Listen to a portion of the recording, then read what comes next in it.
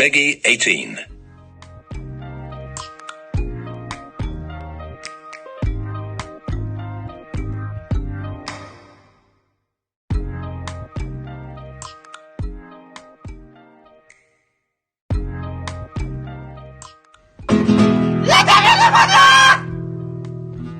Bonsoir à tous et bienvenue dans Radio Matin, l'émission de tous les matins.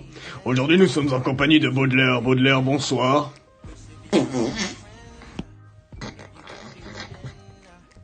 Bon, on va faire comme si on n'avait rien entendu. Charles Baudelaire, quand et où êtes-vous né? Alors je suis né à Paris le 9 avril 1821.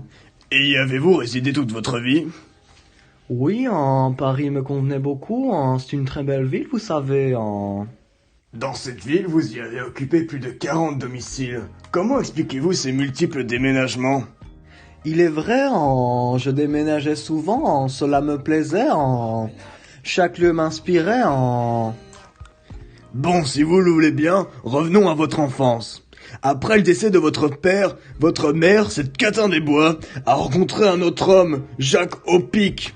Vous l'avez toujours détesté. Mais pourquoi? C'était une personne autoritaire, vous savez. Il n'aimait pas beaucoup la poésie. De plus, il attirait l'attention de ma mère. Je me sentais seul et rejeté. Et le 12 août 1839, vous avez décroché votre baccalauréat. Quelles études avez-vous décidé de poursuivre?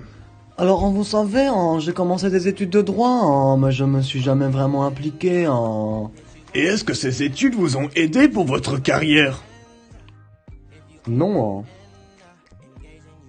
Et en tant qu'adulte, quelle sera votre principale source de revenus? Je n'avais pas de revenus. C'est alors que ma mère m'a proposé de bénéficier de l'héritage paternel, que j'ai bien sûr dépensé en jeux, en coke et les putes.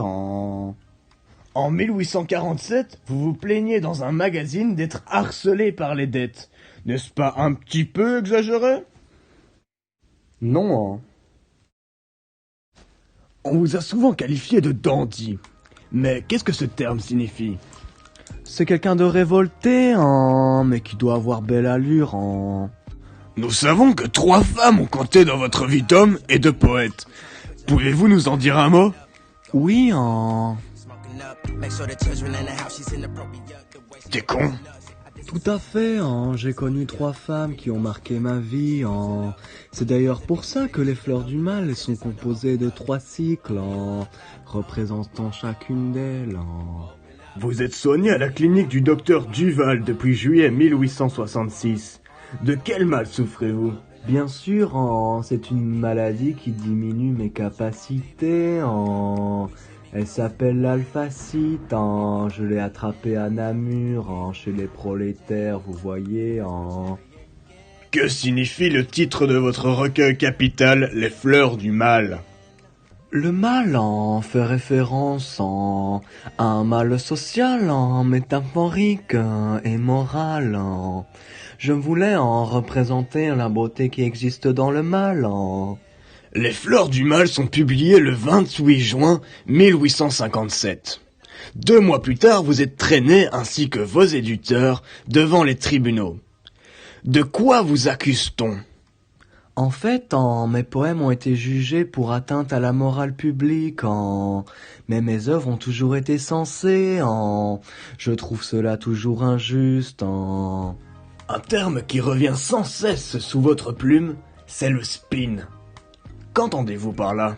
Pour moi, c'est un état plus ou moins durable, de mélancolie, sans apparence particulière, enfin je vous fais pas un dessin. En 1860, un an après la seconde édition des Fleurs du Mal, paraît un essai intitulé Paradis artificiel. De quoi cet ouvrage traite-t-il? Cet essai parlant de relations entre la drogue et la création poétique, bien que je n'en fasse pas l'apologie, cet essai a été considéré comme extravagant et immoral. Avez-vous été vous-même un consommateur de paradis artificiel? Alors oui, j'ai consommé du hashish. Ah, d'accord. Et pour conclure cette interview, direz-vous, selon l'expression consacrée, que vous êtes un poète maudit? Oui, j'estime ma personne et ma poésie comme maudit, car je vis en marge de la société. Alors, merci à vous, Charles, d'avoir répondu à mes questions dans cette matinale des plus matinales, et je vous souhaite bien sûr de passer une bonne soirée. Alors, merci, c'est toujours un plaisir de répondre à vos questions et de se prendre un smecta. Au revoir et bonsoir.